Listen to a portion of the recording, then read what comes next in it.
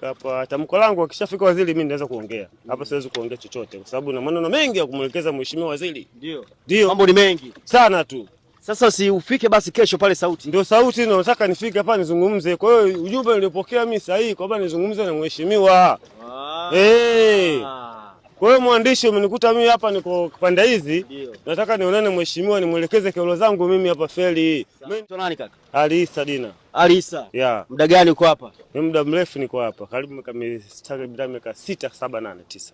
Bana noma kabisa. Najua wewe mzoefu hapa. Kwani ni mzoefu kabisa wabishi feli. Wabishi feli. Ndio. Bana sawa. Mheshimiwa Waziri Joel Nanauka ni kijana na ni mbunge wa Mtwara. Kesho anazungumza na vijana. Kwanza una taarifa hiyo kwamba yupo hapa mjini? Ndio na taarifa mimi kwa wewe kujua kwa pande wewe unipa taarifa hapa. Basi mheshimiwa yupo hapa na anazungumza na vijana wa Mtwara kesho pale chuo cha Sauti. Karibu sana, anachofanya ni kupokea kero za vijana, kusikiliza hoja zao, changamoto na vitu kama hivi. Sasa kwa sababu tumefika hapa, naomba uzungumze chochote ambacho unatamani mheshimiwa waziri unatamani akisikie.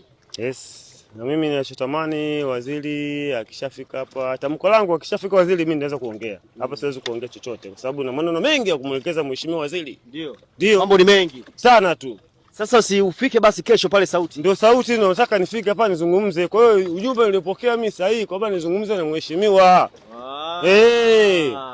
Kwa hiyo mwandishi umenikuta mimi hapa niko panda hizi. Nataka nionane mheshimiwa nimwelekeze kero zangu mimi hapa feli. Mimi ni mvuvi. Baharia. Yeah. Oya. Mheshimiwa Joel Nanauka mwanao Baharia anasema kesho anakuja. Anataka azungumze na wewe kero pamoja na mambo mengine kutoka hapa Mtwara ambako shughuli za uvuvi zinaendelea.